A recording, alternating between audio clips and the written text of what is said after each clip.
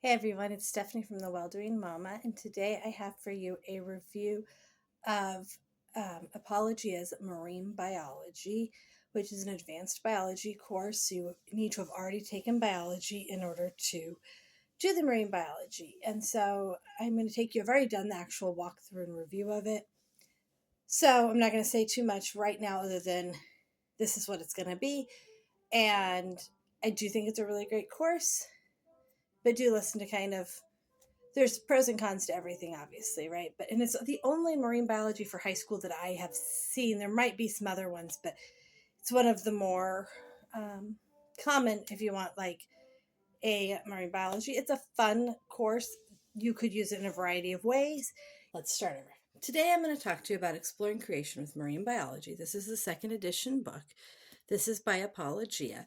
This is an advanced science course. So biology must already be taken to get to this. They also have an advanced biology. My understanding that it is mostly an anatomy and physiology, the advanced biology book. So this is the marine biology. And we had a couple kids at our co-op this year who really wanted to do marine biology. And so let me walk you through. Let me start with, it comes with a couple of pieces. This is the textbook that it comes with. And then it also does have a solution and test guide. And I'll kind of explain how I've used it. But of course, everybody can use it in their home how they feel is best. So one thing I will point out is that Apologia has gone to these soft cover books. I do not like these. Pages fall out. These are not my favorite. I much prefer the hardback traditional textbook over these. But this is what they sell it in. So I just think for the price, this doesn't hold up well for multiple children. So now let's open up to the table of contents. So they do have here some instructional support. We do independent learning because we do it on our own. I actually teach it at a co-op, but they do also have a notebook you can buy. The notebook has nothing additional to what is in here, at least from my previous use of the Apologia notebooks. They do have audiobooks for text, and I have had a child that used those. The problem is if you're going to have a kid use the audio text, they still need the textbook, and they probably need to follow along because there's a lot of diagrams. So they do have video instruction you can buy separately, courses, online classes. So they offer a lot of support. A lot of this honestly gets expensive. And as a homeschooler of a large family, we don't typically pay for this kind of stuff. It just gets out of our budget. But I also am a science person, so teaching science is not a struggle for me. I'd be much more likely to pay for, let's say, a literature class or an English class. Okay, so that talks about the book and how to use it. There are 16 modules. It says about 2 weeks to complete each module, an hour a day, which is typical for a high school level course. And it says then you can kind of get done in 33 weeks. I tend to think give yourself 2.5 weeks to complete each module and go to about 36 weeks. And the reason for that is I don't feel they build in quite enough study time to teach kids to study. One of the things with high school courses is I really do believe you need to teach the kids to study material. Reading it, doing the material in here is not enough to pass the test. They need to be studied. And we're mastery approach in our house, which means I want them to score very well on the exams or we're going to retake and redo. Okay, so they give you some more information. They do have, you can buy a kit with the laboratory. I will tell you point blank, I do not like a lot of the labs in here. I changed and added a lot of my own labs. Now, maybe if your kid's just doing it on their own, I do not feel most of the labs are up to the standards you would want for an advanced science course. So, some of them are fun, but I just did not feel that they were up to the standards for an advanced science course. So, we have the modules. 1 is oceans, 2 is life in the sea, first 4 kingdoms. This is just kind of, this one, I feel like this module 3, like looking back, because now we're about halfway through now. This put a lot of information into one module. This is a lot of sea life. And this module was a lot I don't even think I tested the kids really over this material, or very little of this, because it was just so much to memorize. So I feel like we didn't really do a great job learning. I mean, we spent extra time on it, but I just feel like that was a lot of material to learn. So I would definitely do that a little differently next time. Then invertebrates 1, invertebrates 2. Again, lots and lots of organisms put into these groupings. I would have probably rather these divided up a little bit more and some of the other chapters cut out. I mean, this book is still good. I'm just saying, if I was going to teach this again, I would slow down through these modules, personally. Then we have vertebrates 1, vertebrates 2. This was, of course, our favorite, this vertebrates 2, because we got into like mammals and those things. Then this is the part we haven't gotten to yet, but we have ecology, intertidal zone, estuary, coral reefs, continental shelf, epipelagic zone, and the deep ocean. I'll be honest and say I've never studied marine biology. I had to take a lot of science courses in college. Marine biology was not one of the ones I had to take. I went to a college in the middle of the United States, so marine biology was not like a popular thing there. These, I think, really we're gonna focus a lot on ecology, because a lot of it does focus on ecology, and some of our conversations may go to ecology other than marine, but we will use this as our ecology discussion because none of them have had an ecology course either. So, like I said, I would just have stretched out these chapters and probably put these a little closer to, like, done these a little faster. Oh, there's 2 more. Ocean resources, effective humans on the sea. So, like I said, we've gotten through chapter 7 and we're halfway through the year. So the chapters are set up with just some reading, lots of good tables. So they do have the question and hypothesis there. Okay, so there's a lot of reading in this book. And then after the question, hypothesis, a couple of on your own questions, procedure of what to do, the vocab, it gives you some questions for writing conclusion. So it's easy to I have a different lab report if we're doing a full lab. Kind of flip through a chapter. Do again, some more on your own questions to read probably through. Like 2 to 3. And then you have experiments built in. You do as full again, lab reports I would prefer experiments be separate. But then they explain what happened in the experiment. I think this is really good because they do explain it really well. Whether you're doing it at co-op or you're doing it on your own. And then it just, like I say, experiment time tends to need to be separate from just, oh, I'm reading information. Let's stop everything I'm doing and go do this experiment. But this, especially since a lot of them use kitchen space and things. For our family, you can't just take over the kitchen if it's lunchtime. It's just boiling water. So, but they have the experiments. So we just kind of talked about that when we did some other saltwater experiments. But maybe kids have had different experiences. So, and then then here's a third experiment. That's actually a pretty good one. I do like that one. And then, like I said, I'm just going to flip through this first chapter. 4th experiment. So this chapter had a lot, but some chapters have way fewer. 5th experiment. I heard something on the side there. And then you get to the end of the chapter. So here are all the answers to the questions, these little on your own questions as you go through the book. What I do love about the answers is, number 1, they highlight the main answer, but then they give explanations. So if you're confused, they give the explanation. I can talk today. Then there's a study guide for the module.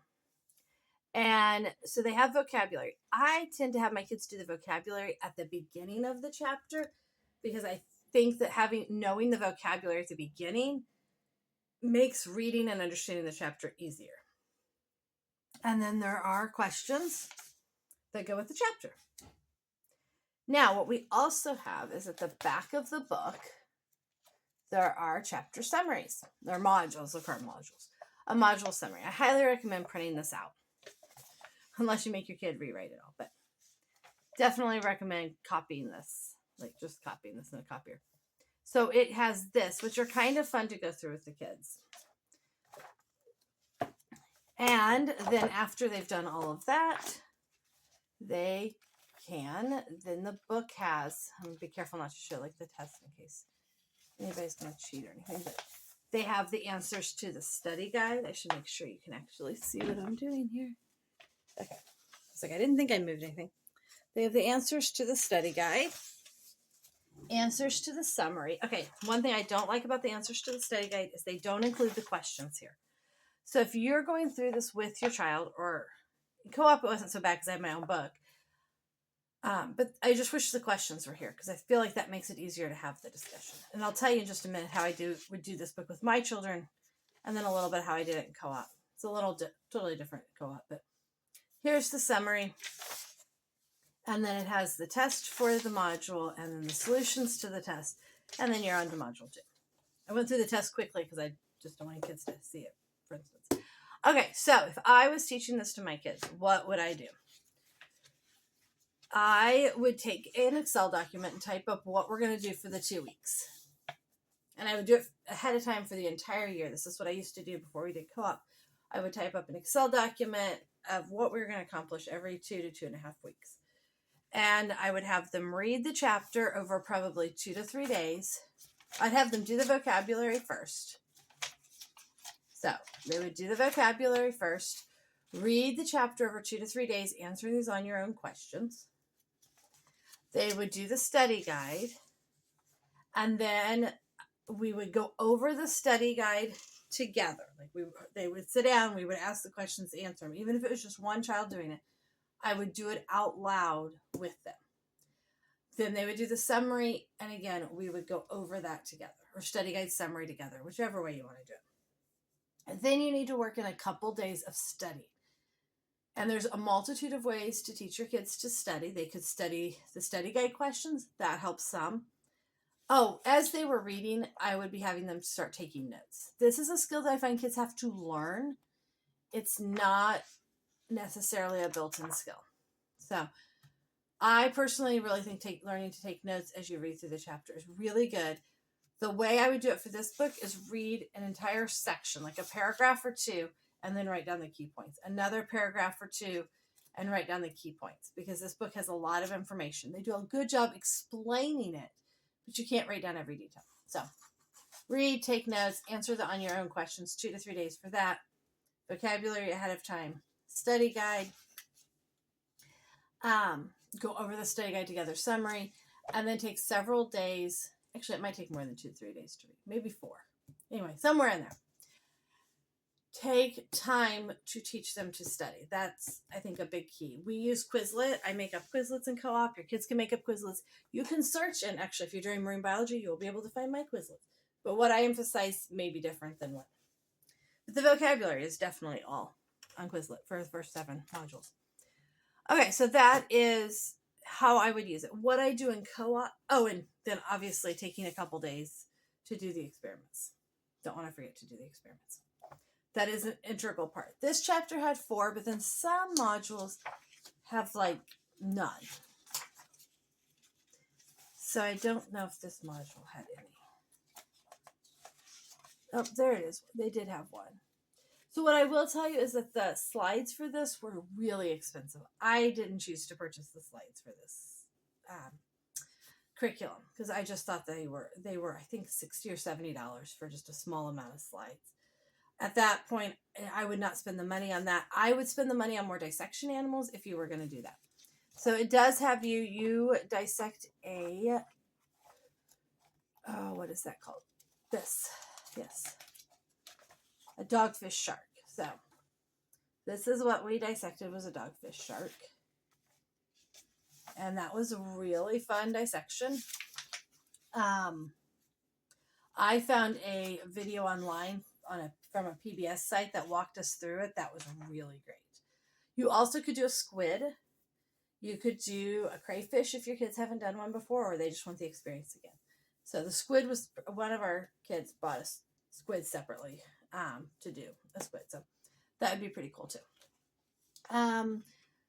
Yeah, so they do have experiments throughout. I didn't always love the experiments, so I added in some different ones. As you get into these modules on animals, they do have a lot of like memorizing the parts of the animal. I chose not to spend our time on that. We did some clay models of different animals. I just decided that memorizing all the different parts of this many different animals in a very short period of time was not really how I wanted to spend our time. So I really want to work on developing the higher level skills. That group of kids, most of them knew how to memorize. So if they spent time doing this, I knew they could memorize. And I really wanted to work more on their higher level thinking skills, if that makes sense. So that is, there are some really neat marine animals. And my kids did think that we were going to have more of the animals than we did. And they have learned. They all remember what oviparous, and viviparous are. So I'm just going to kind of flip a little to show you. Overall, this is a really good book. Lots of amazing material. I feel like there's a lot in it to learn. It is an advanced course, so there's something to be said for that. I would definitely possibly be lenient on the test if you were just going to use the book test and decide how much you really need your kids to memorize or not. What we have chosen to do in co-op is we do weekly quizzes and then quarterly tests. And I give good study guides and focus on what I think are the overarching ideas that I want. So this I thought was really great to see the characteristics of the different phylums, how they were divided, why they were chosen that way, and kind of just the differences between the phylum. That I thought was really good for the invertebrate phyla of marine biology. My kids did think this was going to be more about animals, and so they were a little disappointed that the last part of the book is. There is still some animals in it. Like, we're going to talk some more about coral reef and some estuary communities and things like that. So the thing is, marine biology is not just marine animals. It's not marine zoology. So that's just kind of a warning if that's what your kids are going to be super excited about. But you could very easily extend. Let's see. You could extend these chapters on the organisms and then maybe read through and go through these last chapters a little faster. And I think if you're going to have them memorize as much of the diagrams or delve into that as much, I would probably just shorten these chapters. And how I would do that is probably just not do the test, or maybe do a paper instead of a test for some, or combine some of the chapters. So there's a lot you can do. Some kids might do fine pushing really hard through it all. And it is an advanced course, so you can have higher expectations.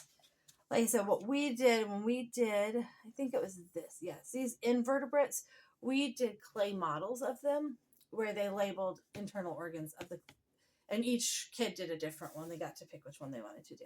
So that was our way of exploring that and learning those without having to memorize a ton of different body parts and what was there. So there's, like I said, there's just a lot of ways to do it, and deciding what the best way to do. There's multiple good ways. But I'm just saying you can do things the way you think is best for your child as you're doing it, because the tests are going to be hard. The key for that is that they do, bioluminescence. That will be fun. I love bioluminescence. I am super curious now. Okay, hold on.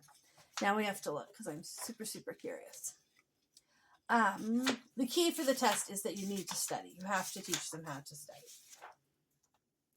Oh, light sticks. Oh, fun. Okay. That is super fun. Okay, we might have to even do something else with that. So there are some really fun things, and they have learned some really neat things. I have added in projects along with it, but you don't have to. You could just have them doing the book. And I do teach some of it. I do notes, and we talk in class, and they sometimes do notes, and we've done just a variety of learning styles to get through the book.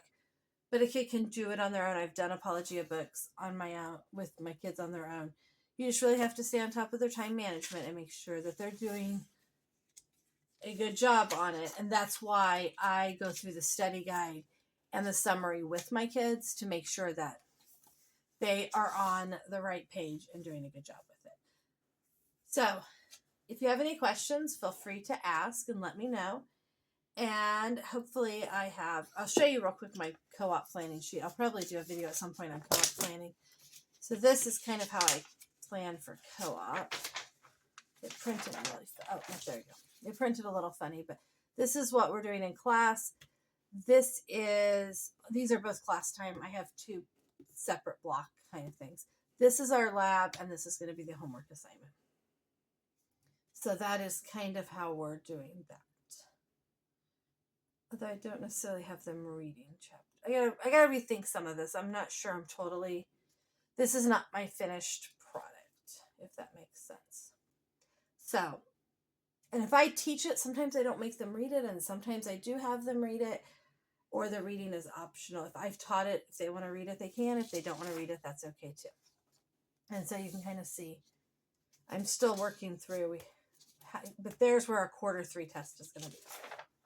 So that just gives you an idea. You could do something very similar. This is just a document on Word where I made a little table. So you could do something very similar for your own kids. Like I said, this is my scratch notes, and then we're going to make better notes. I'm hoping to have this all planned out. So hopefully that is helpful to kind of flip through marine biology overall. Thanks for joining us today. Please leave a comment if you have something else you'd like me to talk about or you have any questions. Please hit the like button and subscribe to see more videos about what we do.